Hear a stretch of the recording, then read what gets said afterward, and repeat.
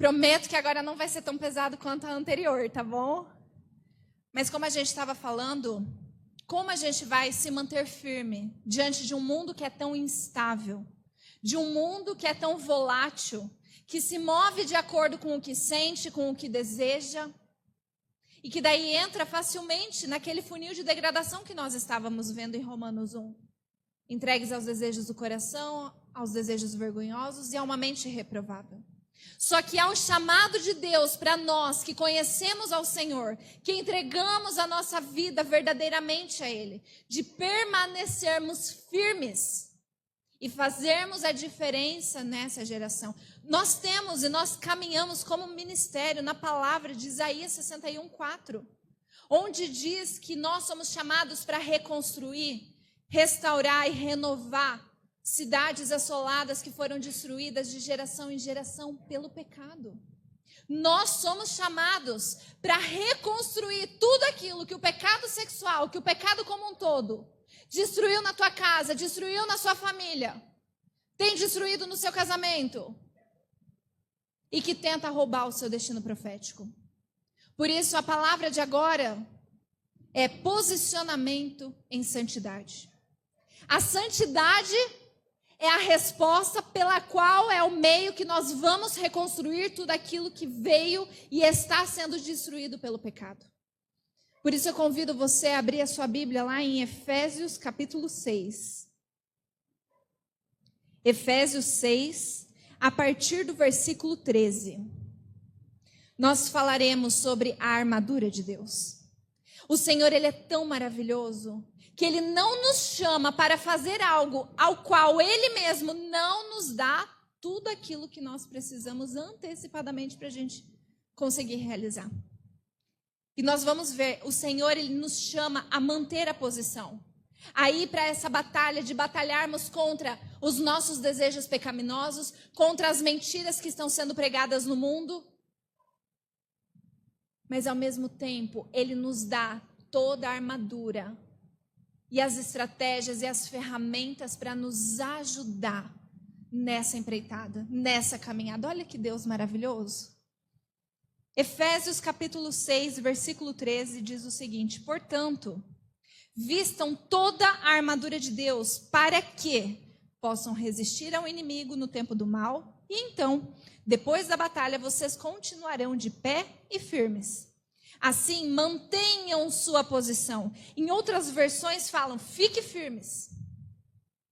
Colocando o cinto da verdade e a couraça da justiça. Como calçados, usem a paz das boas novas, para que estejam inteiramente preparados. Em todas as situações, levantem o escudo da fé, para deter as flechas de fogo do maligno. Usem a salvação como capacete e empunhem a espada do Espírito, que é a palavra de Deus. Orem no Espírito em todos os momentos e ocasiões. Permaneçam atentos e sejam persistentes em suas orações por todo o povo santo. Amém. A palavra de Deus nos diz claramente para nós mantermos uma posição. Que posição é essa? Essa posição, além dela ser espiritual, ela também é natural. Nós somos chamados a manter a posição, a permanecermos firmes diante de um mundo instável, volátil, confuso, para que nós possamos realizar tudo aquilo que o Senhor tem para nós realizarmos nessa geração, que é o nosso propósito e o nosso destino profético. E hoje muito se fala sobre busque o seu propósito. E muitas pessoas têm se frustrado porque elas estão buscando entender o seu propósito fora da palavra de Deus, olhando para si mesmos. E nós vemos que a palavra de Deus fala que enganoso é o coração. Então, que cilada nós estamos caindo tentando encontrar a resposta pelo porquê fomos criados, olhando para dentro de nós mesmos. Nós precisamos olhar para aquele que é o Criador de todas as coisas, que criou eu e você. E a palavra de Deus, ela responde de uma maneira clara o porquê nós fomos criados, o nosso propósito de vida. Efésios capítulo 1. a partir do versículo 11, que diz: em Cristo fomos também feitos herança, predestinados segundo o propósito daquele que faz todas as coisas conforme o conselho da sua vontade, a fim de, ou seja, isso indica propósito, a fim de sermos para louvor da sua glória, nós, os que de antemão esperamos em Cristo. A posição na qual nós somos chamados nessa geração é uma posição de adoração em santidade a Deus. Não existe meio termo. Ou nós estamos sendo instrumentos de louvor para a glória de Deus, ou nós estamos sendo instrumentos para louvor da glória de Satanás. Ou nós vivemos uma busca constante na nossa vida pela santidade, ou estamos sendo cada vez mais entregues à nossa própria desobediência. Não existe um meio termo. A palavra de Deus, ela sempre foi muito clara em relação à dicotomia, aquilo que é do Senhor e aquilo que não é do Senhor.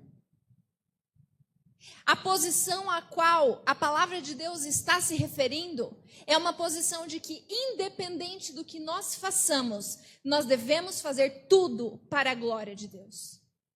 Quando nós entendemos que esse é o propósito pelo qual nós fomos criados, isso nos dá destino. Porque o mundo ali fora quer pregar para nós que o nosso propósito de vida está conectado com o que fazemos.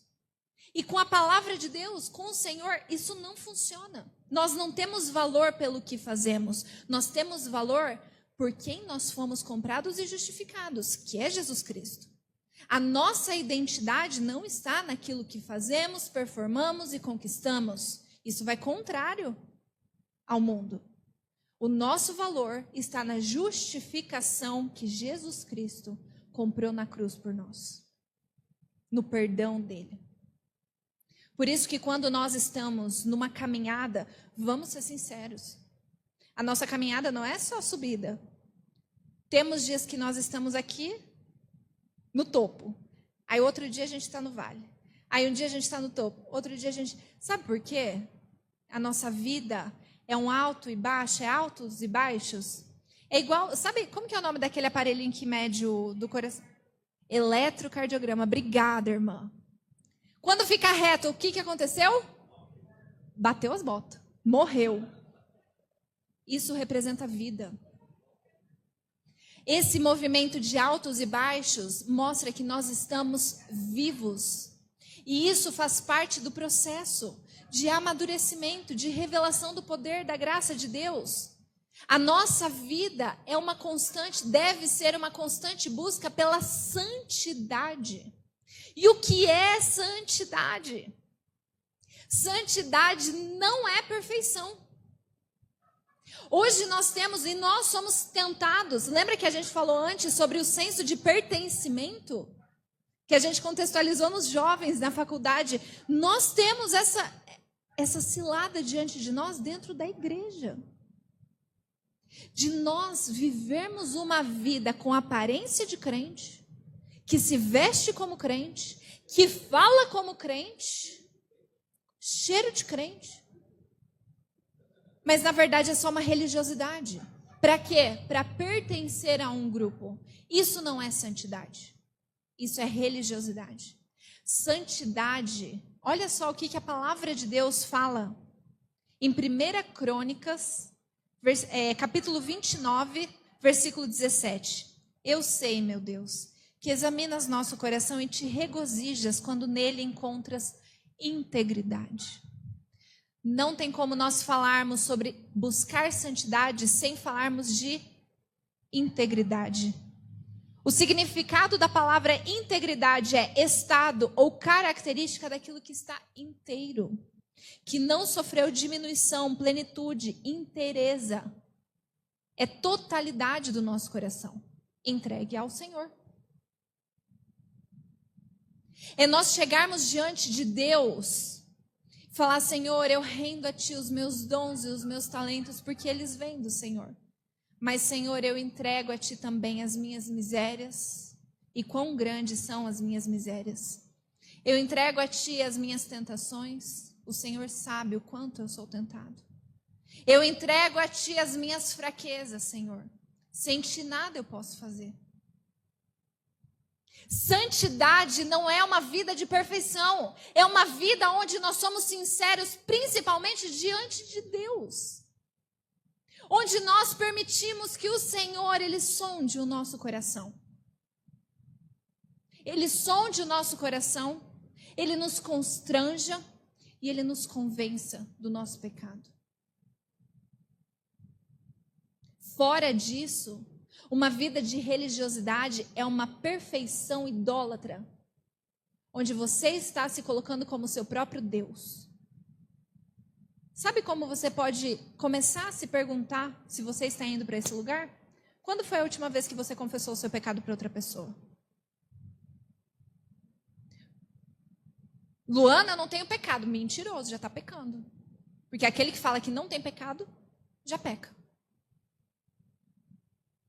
Nós quebrarmos o orgulho do nosso coração primeiro diante do Senhor e cumprirmos os princípios da palavra de Deus é que vai nos ajudar a crescermos e a sermos transformados de glória em glória no processo de santificação.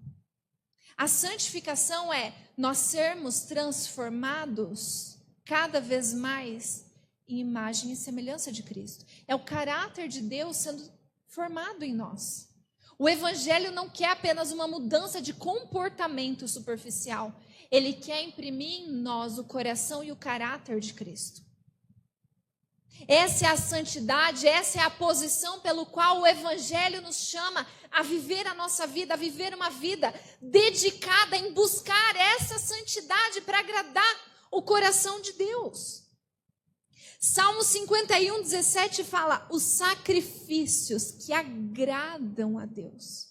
Olha só, Deus não precisa de nada. Ele é o Criador do absolutamente tudo. Mas Ele escolheu se agradar desse sacrifício, que é um espírito quebrantado. Um coração quebrantado e contrito, ó Deus, não desprezarás. Olha que lindo isso. O Senhor, Ele se agrada de quando nós chegamos e falando para Ele, Senhor, olha que miserável eu sou, olha que fraca eu sou, Senhor, eu preciso da Tua ajuda, me ajuda, Senhor. Senhor, eu não vou sair desse lugar secreto até eu conseguir experimentar a paz do Senhor para continuar seguindo. Senhor, eu vou permanecer Te buscando, é a gente insistir, a gente permanecer. Ele não sente prazer e Ele se agrada somente quando nós acertamos. Isso é o mundo que prega pra gente. Ele se alegra, claro, quando a gente consegue aquilo. Se eu mentia, não minto mais. Se eu roubava, não roubo mais. Isso também agrada o coração do Senhor. Mas a totalidade do nosso coração sendo entregues a Deus, isso agrada o coração do nosso Pai. Porque só assim, quando nós somos íntegros, inteiros diante de Deus, é que nós damos a oportunidade para o Senhor nos transformar. E como nós entramos nesse lugar? Primeiro com quebrantamento. Diante do Senhor no secreto. É nós buscarmos na nossa vida devocional. É permitir que o Senhor nos constranja. É a gente se humilhar, chorar diante de Deus. Desabafar com Deus.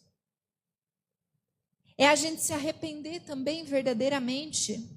E como a gente falou antes, arrependimento verdadeiro não é deixar de sentir, mas mesmo sentindo vontade e desejo, eu decido agradar ao meu Pai e não à minha carne. É levar cativo tudo aquilo que se levanta contra o conhecimento de Deus na minha e na sua vida. É nós confessarmos o nosso pecado para outra pessoa, para nós sermos curados.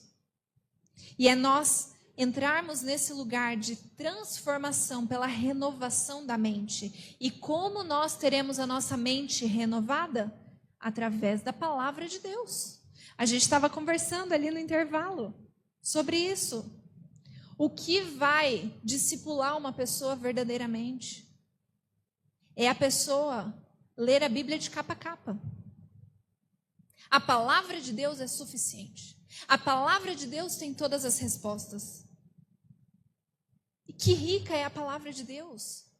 Tem textos que eu li. Quantas vezes eu já li aquele texto, mas quando Deus quer falar algo específico, gente, parece que uma palavra salta no texto, assim, chama atenção, parece que fixa ali.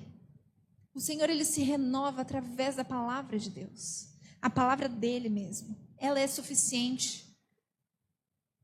E o que impede o cumprimento dos princípios que estão na palavra de Deus e que nos tira da posição? A desobediência. Nós temos um exemplo muito claro e que nós estamos vivendo as consequências disso até hoje. Adão e Eva.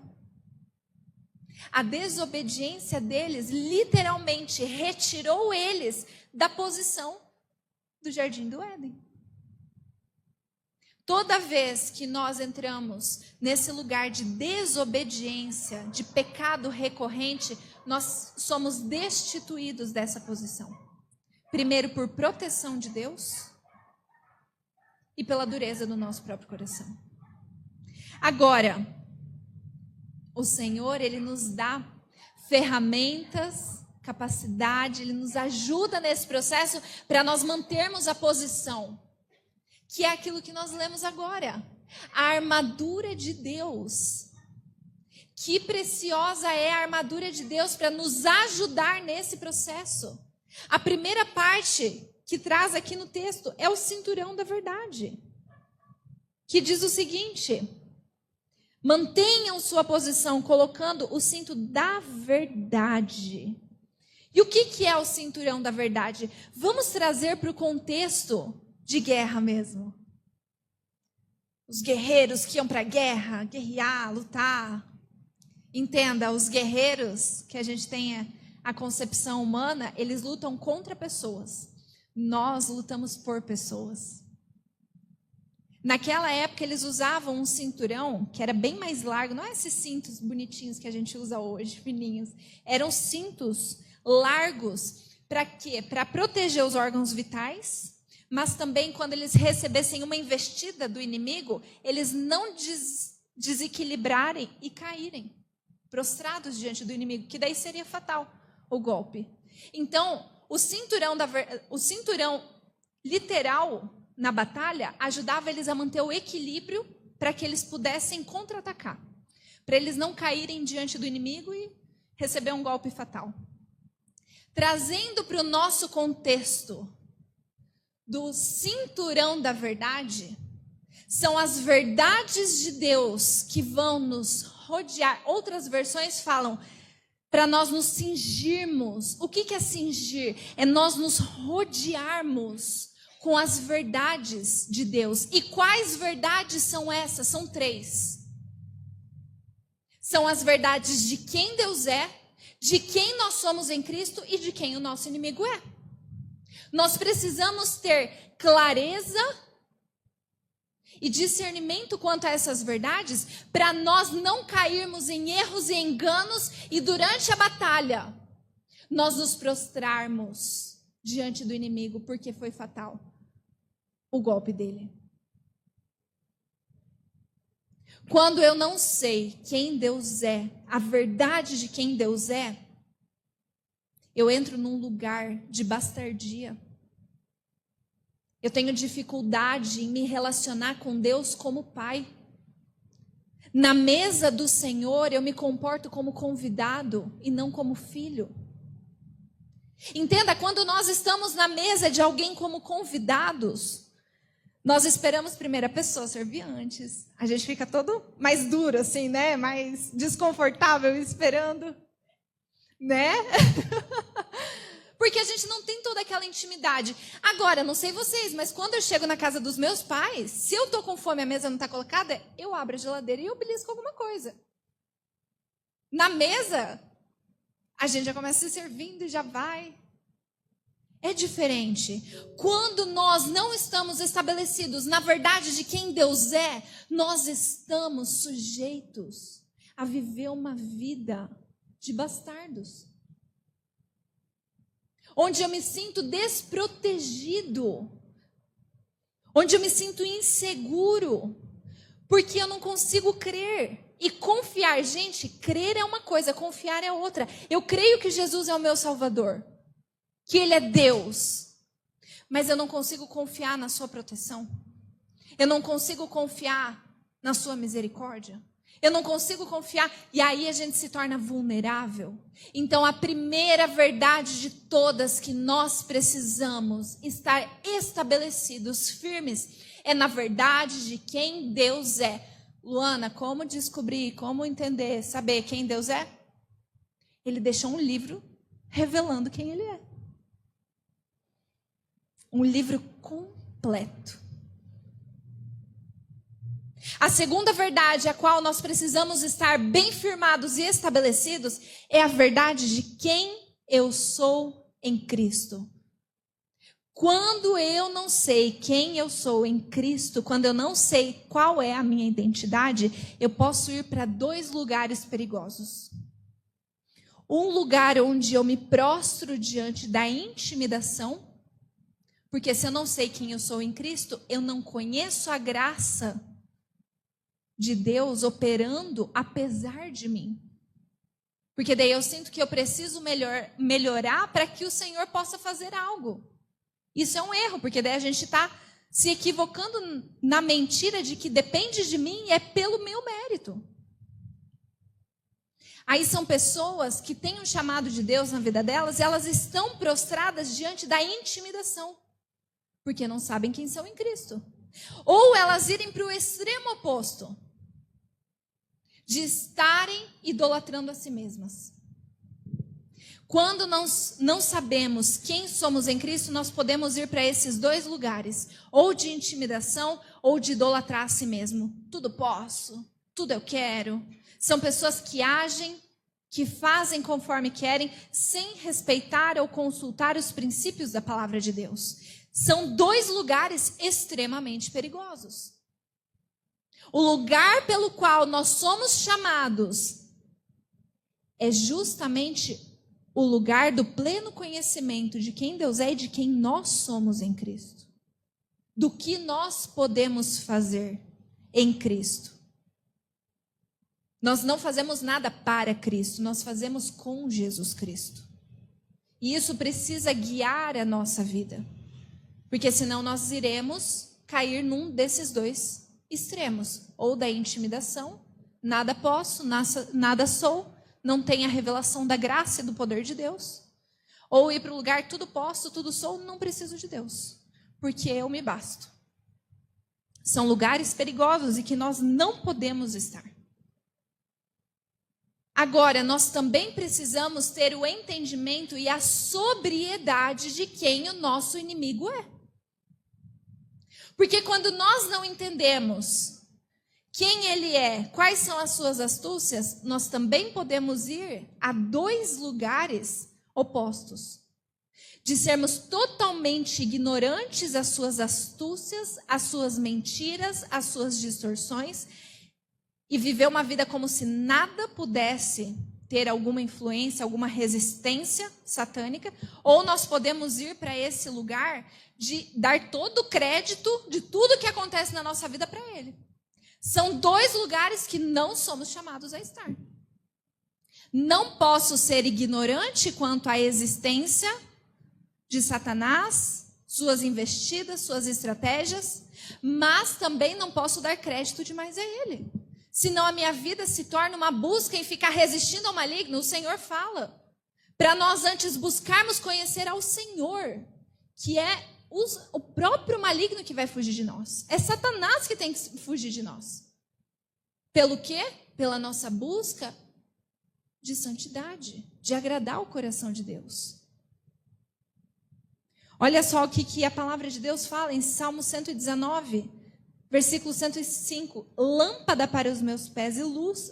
Lâmpada para os meus pés é a tua palavra e luz para os meus caminhos. A palavra de Deus, ela é suficiente até para conhecer o teu inimigo. A palavra de Deus, ela não instrui a nós querermos ficar indo, investigando, conhecendo, pesquisando sobre nomes de demônios. função de demônios.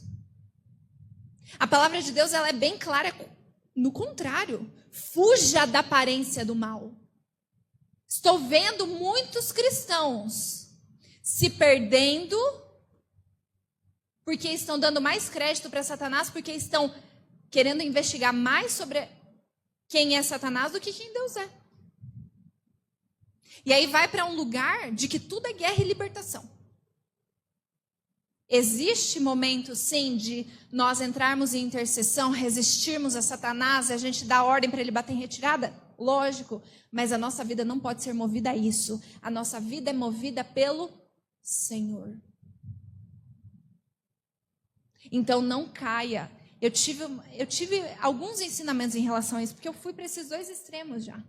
Primeiro eu fui para o extremo de querer conhecer tudo sobre o maligno, sobre Satanás, sobre as suas astúcias, nome de demônios, demônios isso e aquilo. Mas o Senhor chama a gente para a sobriedade. Só que daí ao invés de eu ir para a sobriedade de quem o Senhor é, aquilo que Ele estava chamando, eu fui para um lugar de intimidação. Então, por isso que nós precisamos desse tripé na nossa vida, das verdades de Deus, nos rodeando. A verdade de quem Deus é, de quem nós somos em Cristo e de quem o nosso inimigo é. Se você entende que em algum momento alguma dessas verdades não está estabelecida na sua vida, seja intencional. Faça um propósito com o Senhor. Senhor, olha, eu vi que eu não conheço quem o Senhor é. Senhor, eu vou fazer os meus devocionais agora. Revela quem o Senhor é na tua palavra. Gente, a palavra de Deus fala que aquele que busca encontra. Aquele que bate, a porta será aberta. Aqueles que pedem a revelação de quem Deus é. Você acha que o Senhor vai negar isso? O Senhor é muito maravilhoso. Ele vai ajudar a te conduzir. Leve isso para o seu discipulador, para a pessoa que te acompanha, te aconselha. Porque aquilo que Deus ministrou na vida de outra pessoa, isso ajuda a nos fortalecer e ministra o nosso coração no nosso processo também. Nós levamos muito a sério a questão do discipulado. Inclusive, foi essa semana que a gente fez? Início da semana? A gente sentou como casal. A gente faz como casal, porque problema de casal a gente abre como casal. Aí a gente tem o nosso momento onde mulher senta com mulher, homem senta com homem. E a gente fala das nossas mazelas individuais, pessoais, mas como casal a gente não abre sem o outro estar presente, porque é muito fácil a gente distorcer a nossa versão da história e o outro comprar a nossa briga. Então a gente sempre abre como casal. Então, primeiro de tudo que a palavra de Deus fala para nós e que o Senhor nos dá gratuitamente para nos ajudar nessa batalha, mantermos a posição e permanecermos firmes nesse mundo, é o cinturão da verdade. As verdades de quem Deus é, quem eu sou em Cristo e quem o maligno é. A segunda parte dessa armadura é a couraça da justiça.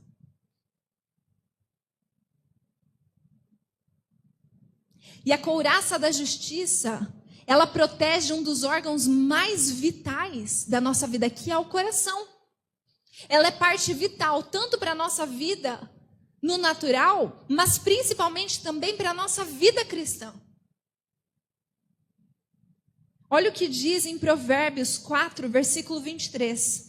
Sobre tudo o que deve guardar, guarda o teu coração, porque dele procedem as fontes da vida.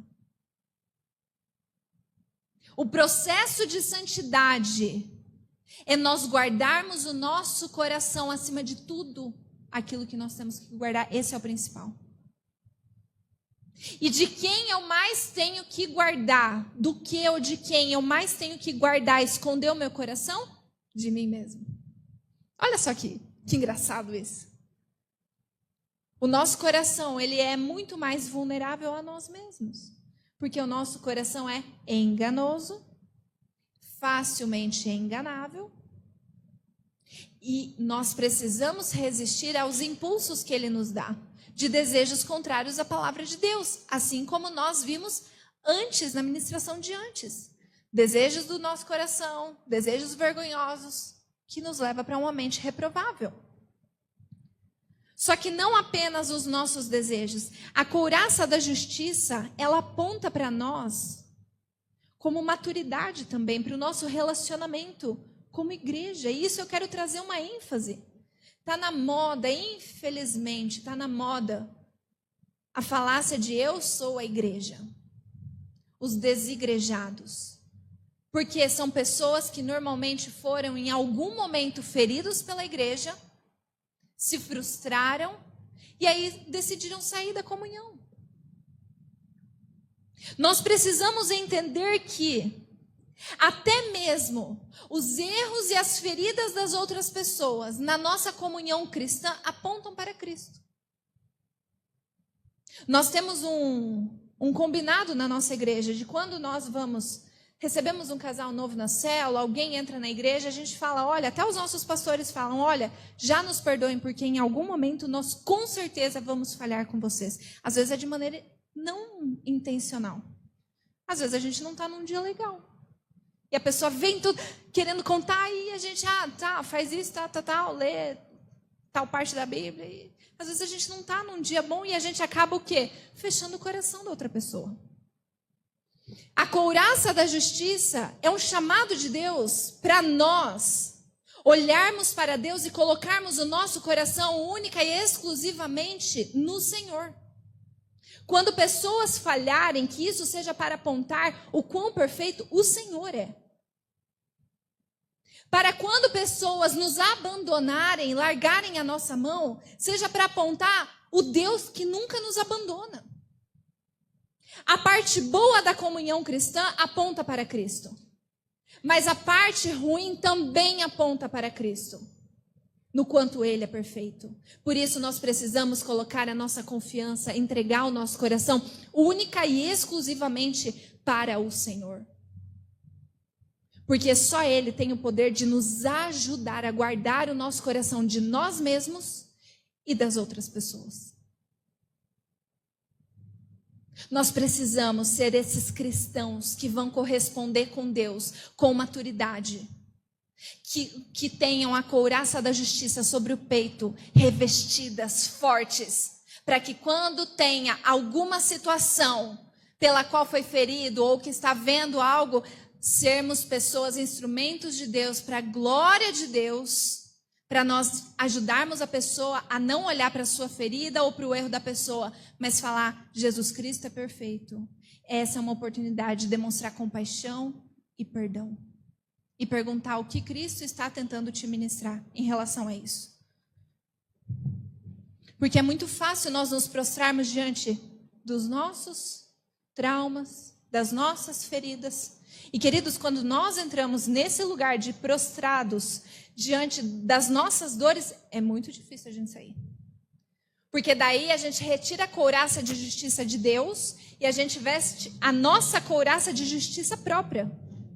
Não, eu tenho razão, porque olha, fui ferido mesmo. Não, porque pedir perdão, me reconciliar, eu tenho razão. Nós precisamos vigiar o nosso coração. Nós não podemos entrar nesse lugar. E nós também precisamos reconhecer que nós não somos esse alecrim dourado que só nós somos feridos. Nós também somos instrumentos de ofensa na vida dos outros. E nós precisamos reconhecer e quando formos constrangidos pelo Senhor, fazermos o caminho de volta. Perdão, eu agi mal com você. E às vezes de coisas que nem é abertamente contra a pessoa. Eu lembro, eu sou do Ministério de Intercessão, irmã. Então, intercessora, você está falando, eu falei, a irmã do coque? Aí eles, não é bem do coque. Aí eu entendi o porquê. Mas eu gosto de ficar com as irmãs do coque da igreja. Eu sou a mais nova do Ministério de Intercessão. Meu marido fala que eu já tenho todas as características de uma pessoa mais velha. Eu ando com chimarrão. Então, assim, é tudo... E aí, o que aconteceu? Eu estava servindo na intercessão na conferência de jovens da minha igreja. E lá, durante a conferência, a gente fica em intercessão cobrindo, né? Enfim. E aí eu cheguei cedo lá, fiz 3 dias de jejum. Gente, o céu se abriu lá em casa. E eu tava assim, uhul, glória a Deus, né? Tava assim, avivada. Cheguei na igreja, a gente foi para a salinha da oração. Chegou uma irmã, ela abriu a porta. Parece que até o vento pegou nela, assim.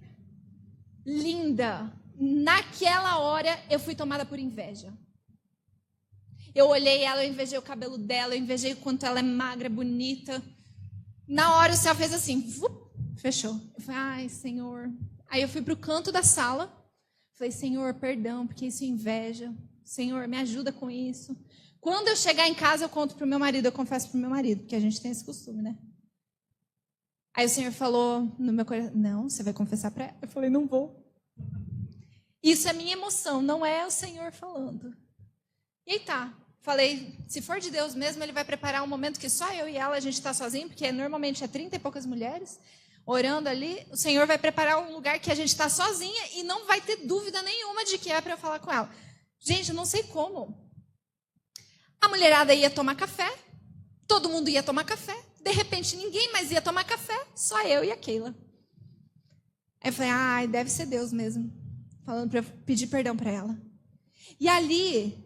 eu cheguei, a gente foi, pegou o café, e Deus chegava perto dela e falava, nossa, que tempo lindo hoje, né? Ela, sim, amém. E daí passava assim, eu falava, nossa, quantos jovens, né? Glória a Deus. Ela, sim, glória a Deus. Eu falei, ai, não tem mais escapatória. Aí eu falei, irmã, eu preciso te pedir perdão em relação a alguma coisa.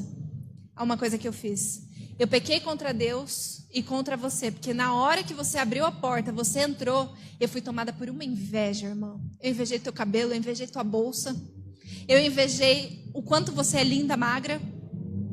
Eu quero te pedir perdão, porque eu quero ser curada da inveja. Eu estava já num propósito de colocar isso diante do Senhor, porque o Senhor já estava ministrando isso no meu coração, sobre inveja.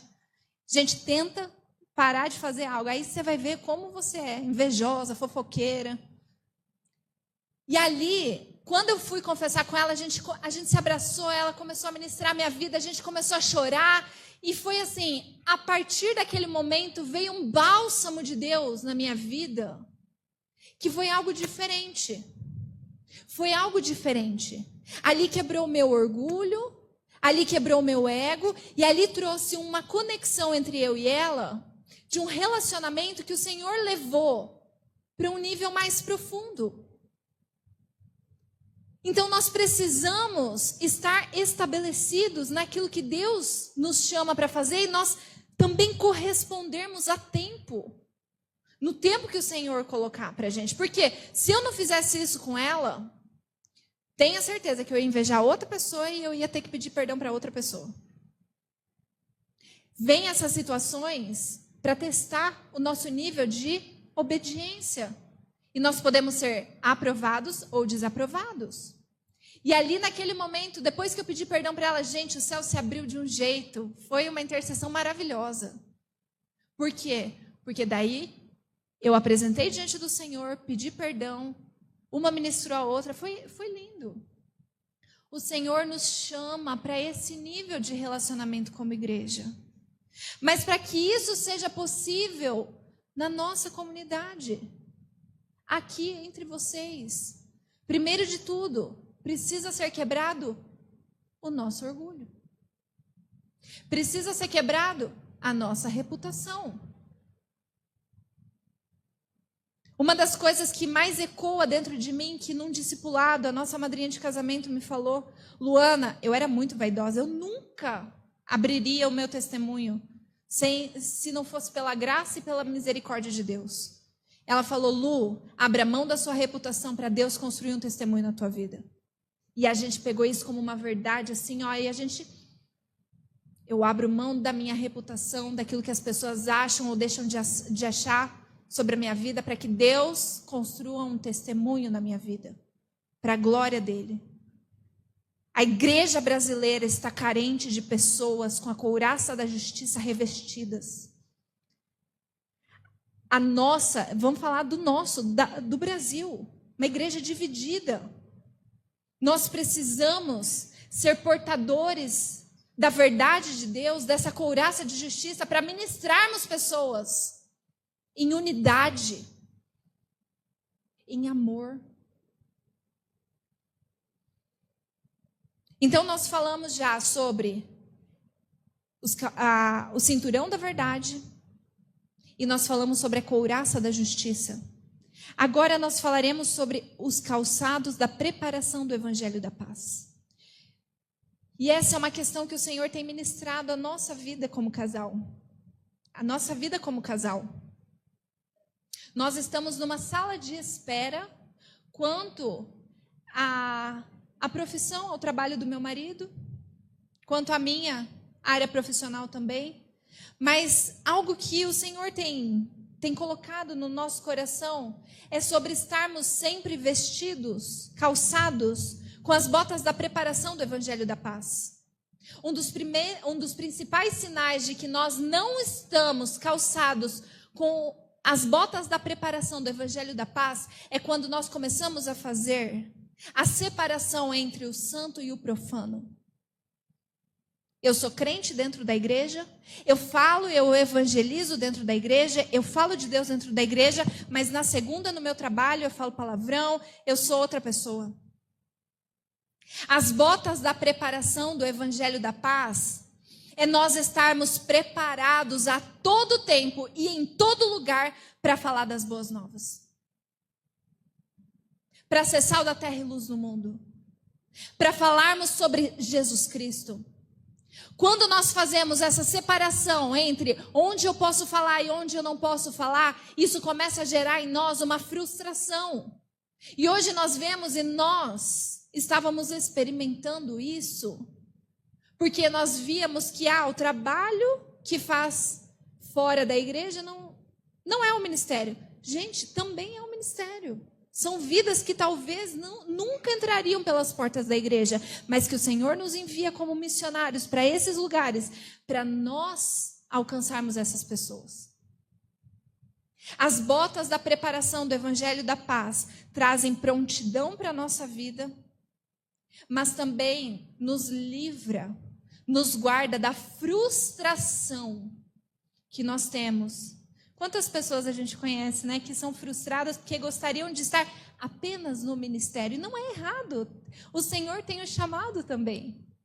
Mas algumas pessoas o Senhor chama como professor, como advogados, como diaristas. E são pessoas que, quando calçadas com as botas da preparação do Evangelho da Paz, elas vão entrar nos ambientes com autoridade e confiança para pisar na cabeça da serpente e falar: as trevas que se dissipem agora, porque a luz de Cristo entra comigo nesse lugar. Eu lembro, quando eu orava pela conversão dos meus pais, o Senhor enviou uma diarista cheia do Espírito Santo para trabalhar lá dentro. Ela estava calçada com as botas da preparação do Evangelho da Paz. Ela estava pronta para aquilo. E ela entrou, fez a diferença, ministrou o coração deles. Foi uma estação. O Senhor, Ele nos envia. E em todos os lugares que nós vamos, nós somos missionários de Deus. Missionários não é... Conheci no banheiro agora uma amada, que ela estava na Nova Zelândia. Achei tão chique. Estava na Nova Zelândia fazendo missão. Ali, ó. Mas nós também... E eu oro para que o Senhor desperte corações missionários, para que nós, no nosso ambiente de trabalho, sejamos missionários para a glória de Deus. Para que nós, na sala de aula, sejamos missionários para a glória de Deus. Para que nós, na fila do supermercado, a gente não fica reclamando que o caixa está demorando, mas que a gente fala assim: glória a Deus, porque a gente tem condição para estar aqui. Olha como Deus tem prosperado a gente para poder comprar as coisas que estão aqui. Teve um dia que o pessoal... A gente mora literalmente do lado de um mercado lá em Curitiba. E teve um dia que caiu o sistema. Caiu e não voltava mais. E o pessoal... isso daqui, nossa, e não sei o quê, tem horário. E começaram a reclamar. Aí eu comecei a orar. Eu falei: Senhor, não me deixa entrar na murmuração, porque isso é pecado contra ti. E eu comecei na minha mente a orar: Senhor, obrigada, porque se o Senhor fez esse sistema cair para dar livramento para uma pessoa, vale a pena a gente esperar aqui. Sabe, a gente precisa educar a nossa mente, a nossa boca, a nossa língua, os nossos olhos, para nós vermos a glória de Deus em todos os lugares e sermos instrumentos de Deus em todos os lugares que nós estivermos. Não somos perfeitos. Com certeza, eu tenho muitos lugares que, quando eu vi, estou na fofoca. Aí fala, aí a gente encerra assim, amém, né? Amém, né? Vamos trocar de assunto? Mas quando o Senhor, ele acende aquele alerta, como um semáforo, que incomodou, encerra o assunto, depois pede perdão, se quebranta diante do Senhor e fala, perdão, Senhor. Entrei nessa fofoca, parecia pedido de oração, mas era fofoca. A gente fazer o caminho de interromper aquilo para agradar ao Senhor. É um processo onde vai durar até o último dia da nossa vida. Esse é o nosso chamado de santificação. Essa é a posição que o Senhor tem nos chamado. Assim, e claro, olha só, o meu testemunho de onde eu fui encontrada pelo Senhor não foi dentro da igreja. Se essas mulheres, dentro de uma empresa, numa sala de reunião, elas não estivessem calçadas com as botas da preparação do Evangelho da Paz, elas nunca teriam me evangelizado. Eram mulheres cheias do Espírito Santo de Deus, preparadas na palavra, que ministraram a minha vida. Falaram da cruz de Cristo, falaram aquilo que a palavra falava sobre mim, sobre perdão. Eu tive um encontro com o Senhor 2 dias depois. Isso durante a semana, 2 dias depois, em casa, nós dois conversamos. E só então que a gente foi para a igreja, para o nosso primeiro culto. Então, nós precisamos estar de prontidão, calçados com as botas da preparação do Evangelho da Paz. Não existe lugar e não lugar. Todo lugar é lugar e oportunidade. Toda pessoa precisa da salvação. Em nome de Jesus. Assim como o Senhor também nos dá um escudo da fé para apagar todas as setas inflamadas do maligno. E aqui, quando fala do escudo da fé, o que é fé? A gente sabe qual que é a aplicação de um escudo, é proteção.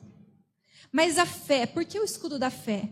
Em Hebreus 11, versículo 1 fala, ora, a fé é a certeza daquilo que esperamos e a prova das coisas que não vemos. Fé é nós termos a plena certeza de que mesmo nós não vemos, quando nós não vemos, porque nós não vemos Deus face a face, mas nós cremos nele, nós confiamos nele. Isso é fé, depositarmos a nossa confiança no Senhor. E mesmo que as situações, as circunstâncias digam, Deus está longe de você, Deus não te ouve, Deus não está nem aí para você. O escudo da fé é a confiança de que o Senhor continua no controle. O Senhor é soberano. O Senhor é perfeito, seus planos são bons. Romanos 8, 28 fala, sabemos que todas as coisas cooperam para o bem daqueles que amam a Deus e são chamados segundo o seu propósito. Essa é a resposta de um coração firmado em fé no Senhor. Quando nós, mesmo não entendendo, nós temos a plena convicção de que tudo coopera para o nosso bem, segundo aqueles que foram chamados segundo o propósito de Deus. É claro que as coisas não cooperam para o bem daqueles que não conhecem ao Senhor no sentido como nós, que conhecemos ao Senhor. Porque eles estão vivendo, muitas vezes, uma vida de consequências das suas más escolhas. Só que a partir do momento que nós entregamos a nossa vida a Cristo, até a colheita das consequências dos nossos pecados, a partir de então, com Cristo, ele começa a fazer cooperar para o nosso bem. E a gente viu antes. Nos amadurece, nos aproxima no relacionamento com o Senhor.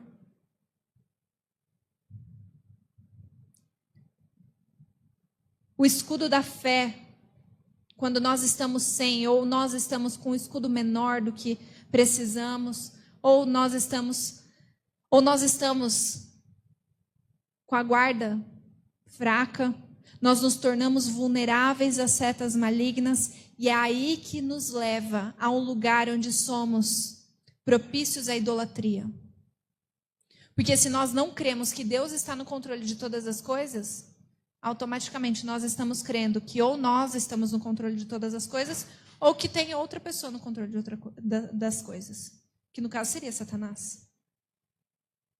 Então nós precisamos estar firmados, depositar a nossa fé e a nossa confiança no Senhor, que é o que a ministração de antes a gente falou. Onde nós depositamos a nossa confiança, o nosso coração. É aquilo que vai nos transformar, que vai nos firmar. Assim como o capacete da salvação. Olha que precioso o capacete da salvação. Nesse processo onde nós vamos apresentando o nosso coração diante de Deus, não sei se acontece com vocês, mas em alguns momentos parece que não tem mais jeito pra gente. A gente é tão estragado que, Senhor, eu sou tão pecadora que eu não sei se tem jeito para mim.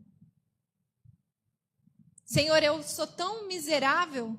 Eu tento honrar, me submeter ao meu marido e quando eu vejo, estou saindo desse lugar. Aí vai para o secreto. Fala, ai Senhor, estou tentando e mesmo assim não estou conseguindo. E aí que eu vejo que o capacete da salvação ele entra. Porque se nós não estamos firmados, protegidos na nossa mente, principalmente, que é o nosso principal campo de batalha, nós vamos desfalecer, a nossa fé desfalece. Eu vejo que uma das principais coisas que o capacete da salvação gera em nós é a esperança.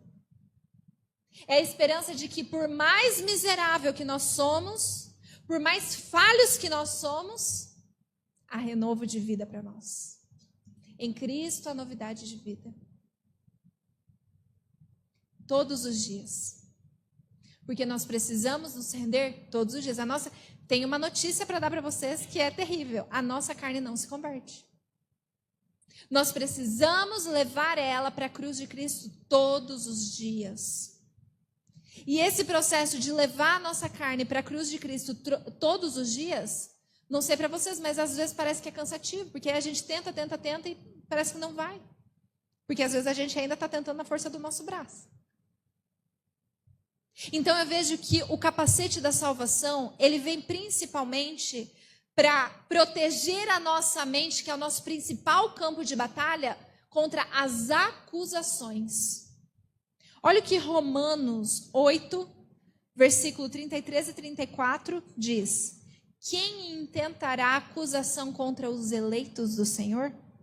É Deus quem os justifica. Quem os condenará? É Cristo quem morreu, ou melhor, quem ressuscitou, o qual está à direita de Deus e também intercede por nós. Como está escrito, por amor de ti, somos entregues à morte continuamente. Que morte que é essa que nós precisamos nos submeter todos os dias? Filipenses 3,10 fala, o que eu quero é conhecer a Cristo e experimentar o poder da sua salvação. Tomar parte dos seus sofrimentos e me tornar como ele na sua morte. Que morte é? Cruz. É nós levarmos a nós mesmos os nossos pensamentos, o nosso corpo, a nossa língua, os nossos olhos, os nossos ouvidos, as nossas mãos, à cruz de Cristo. É nós nos rendermos ao Senhor todos os dias. Por mais que nunca alcançaremos a perfeição. Mas é esse processo contínuo que vai nos santificando e vai cada vez mais nos posicionando. Antes eu orava, Senhor, eu me visto com a armadura de Deus, porque eu me visto agora com a couraça da justiça, eu coloco agora... A gente pode orar sim pela nossa armadura, toda a nossa armadura. Só que vocês percebem agora que a nossa armadura, ela é um estilo de vida? Ela é o reflexo de uma vida que busca a santidade? E para finalizar, a última parte dessa armadura é a espada do Espírito. É a única parte da armadura de ataque. Todas as outras são de defesa. A única parte da armadura que o Senhor nos deu foi essa, a espada do Espírito. E por que do Espírito? Em Hebreus 4:12 fala: pois a palavra de Deus é viva e eficaz, e mais afiada que qualquer espada de 2 gumes. Ela penetra até o ponto de dividir alma e espírito, juntas e medulas, e julga os pensamentos e as intenções do coração. A palavra de Deus é a nossa melhor ferramenta e mais eficaz ferramenta para a gente usar na intercessão. Porque muitas vezes a gente, até mesmo na intercessão, a intercessão, ela é um campo de ataque contra aquilo que está oprimindo a pessoa, assim como também é a gente clamar por misericórdia diante do Senhor. Mas na intercessão, quando nós estamos utilizando a palavra de Deus, nós já estamos começando com a resposta. Porque a palavra de Deus é a plena revelação daquilo que Deus deseja para nós. Do chamado de Deus para nós. Então, a palavra de Deus, ela é uma ferramenta poderosa para nós usarmos tanto na intercessão, mas também para nós conseguirmos acessar o coração das pessoas. Acessar o coração das pessoas para evangelizar, para discipular, para confrontar em amor. Mas olha só, em João 4:23 fala: no entanto, está chegando a hora, e de fato já chegou, em que os verdadeiros adoradores adorarão o Pai, em espírito e em verdade. São estes os adoradores que o Pai procura. A espada do Espírito, a maneira de nós sermos mais eficazes no ataque, nessa batalha, no mundo espiritual, para nós permanecermos firmes, é uma vida de santidade. É uma vida de adoração a Deus, em verdade e em espírito. De adorar ao Senhor verdadeiramente. Como nós iremos adorar ao Senhor em verdade e em espírito? Nos entregando totalmente a Ele. Uma vida de adoração em espírito ao Senhor, ela vai trazer tanto defesa para nós, é proteção para a nossa vida. Vocês viram, né? Na Bíblia, aqueles 2 que foram pregar em nome do Deus de Paulo? Eles não conheciam, eles não adoravam ao Senhor. Eles não conheciam. O que aconteceu? Humilhados e ficaram nus, envergonhados. A nossa vida de adoração, santidade, é tanto proteção como também a nossa principal ferramenta de ataque. É quando nós temos um estilo de vida que, por mais de boca fechada que nós estejamos, as nossas ações estão testificando para a glória de Deus. Nós estávamos falando antes sobre evangelizar, falar sobre o Senhor para pessoas que, são de outras religiões e que pensam muitas vezes que já têm a revelação do Senhor, só que ainda não converteram, enfim.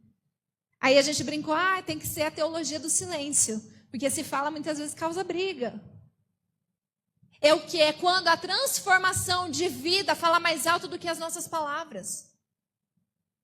Quando aquela que antes não se submetia ao marido começa a honrar e a se submeter ao marido.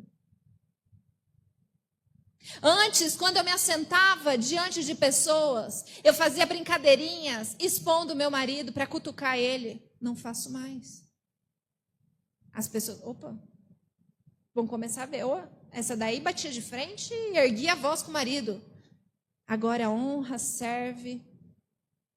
Isso vai ministrar o coração das pessoas. Em algum momento elas vão chegar e vão perguntar. Algo relacionado, vão perguntar, olha, o que está acontecendo? O que vocês estão fazendo? Que terapia vocês estão fazendo? Nós precisamos ter um estilo de vida rendido ao Senhor. É isso que vai fechar toda a nossa armadura de Deus. Vocês perceberam que a armadura de Deus não são apenas peças soltas, mas todas elas, cada uma delas, aponta para um estilo de vida, de adoração e de rendição ao Senhor todos os dias. E se você percebe em algum momento que a sua armadura ela está frouxa, que tem alguma parte da armadura que precisa ser trabalhada, cinturão da verdade, você precisa estar estabelecido nas verdades de quem Deus é, de quem você é em Cristo, de quem o maligno é. Você está sem a couraça da justiça, porque você está usando a sua couraça da justiça própria. Busque ao Senhor, para que troque essa couraça. Abra mão. Fui injustiçado. É nós abrirmos mão das injustiças e crer que o Senhor, Ele é o Deus vingador. Não que Ele vai entrar com vingança em relação a outra pessoa, mas talvez a melhor maneira de vingar o inimigo é convertendo aquela pessoa. Porque nós sabemos que a nossa luta não é contra carne e sangue. As pessoas não são os nossos inimigos. Talvez o Senhor vai vingar o teu verdadeiro inimigo convertendo a vida da pessoa que te magoou, que te injustiçou. E aí, você está preparado para isso? Você se alegraria em ver essa pessoa se rendendo ao Senhor? Então, cada uma dessas peças, elas apontam para uma vida em santidade. E é a vida em santidade e em santificação que vai nos posicionar firmes para que nós não venhamos a cair nesse processo. Porque nós seremos tentados, nós seremos humilhados, as pessoas falarão da nossa conduta, tentarão nos desmotivar a continuar, mas quando nós estamos firmados nessa posição de santidade, de entrega, de busca ao Senhor, conhecendo quem Ele é, nós não vamos vacilar. E um dos principais impeditivos para isso é o orgulho. É o orgulho. Assim como Eva e Adão, o orgulho faz a gente querer ser como Deus. Uma imagem perfeita. Um coração que não se quebranta.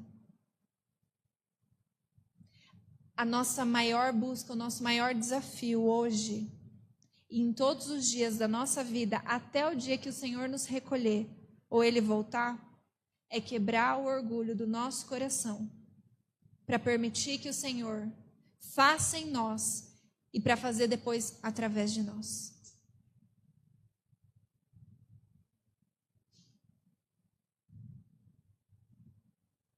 É isso que o Senhor nos chama. A gente acredita que tem um chamado misterioso, místico do Senhor para nós. O chamado hoje, para agora, é nós nos rendermos ao Senhor. Por isso eu gostaria de convidar para que você fique em pé. Vamos orar? Senhor meu Deus, Pai amado, primeiro nós queremos te louvar e te agradecer, Senhor, pela tua palavra, que é viva, que é eficaz. Oh, Senhor, muito obrigada, porque o Senhor deixou para nós um manual para te conhecermos, para conhecermos quem nós somos em Cristo, para conhecermos pelo que fomos chamados, que é para render toda a honra, toda a glória somente a Ti, Senhor. Obrigada, Senhor, pela sua bondade, pela sua misericórdia que se renova a cada manhã sobre as nossas vidas. Oh, Paizinho, nós queremos declarar diante do Senhor que só o Senhor é Deus, que o Senhor é majestoso, que o Senhor é soberano. Senhor, a sua santidade é a esperança do nosso coração. Porque se não fosse pela tua santidade, Senhor, pela tua misericórdia, pela tua graça, Senhor, não haveria como nós buscarmos a Ti. Obrigada, Senhor. Obrigada, Jesus, pela tua perfeita obediência, que nos reconciliou com o Pai, nos dando livre acesso ao Pai. Obrigada, Senhor, em nome de Jesus. E eu gostaria de orar agora, Senhor, por cada pessoa que está aqui hoje. Senhor, em nome de Jesus, o Senhor conhece cada pessoa. O Senhor conhece cada coração. Eu peço, Senhor, em nome de Jesus, aqueles que precisam ser constrangidos, constranja, Pai. Aqueles que precisam ser convencidos, convença, Senhor. Senhor, em nome de Jesus, aqueles que precisam ser fortalecidos, eu peço, Espírito Santo de Deus, fortaleça. Eu oro pela armadura do Senhor sobre a vida de cada um deles aqui. Senhor, as peças da armadura que o Senhor os deu, se alguma estiver frouxa ou eles não estiverem usando, Senhor, eu peço a tua misericórdia sobre a vida deles e que o Senhor venha revesti-los, para que eles estejam guardados nessa batalha, para que eles possam se manter firmes, Senhor, para que eles possam ser fiéis ao chamado de Deus sobre a vida deles, Pai. Em nome do Senhor Jesus Cristo, eu clamo o sangue de Cristo sobre a vida de cada um. Eu peço o sangue de Cristo sobre o coração de cada um, Senhor, blindando as sementes que foram lançadas no coração deles. Eu abençoo a vida de cada um deles e eu peço, Senhor, rega as sementes que foram lançadas no coração de cada um, para que elas venham a frutificar 100 por uma, Senhor. O máximo da frutificação para a honra e glória somente do teu nome, Senhor.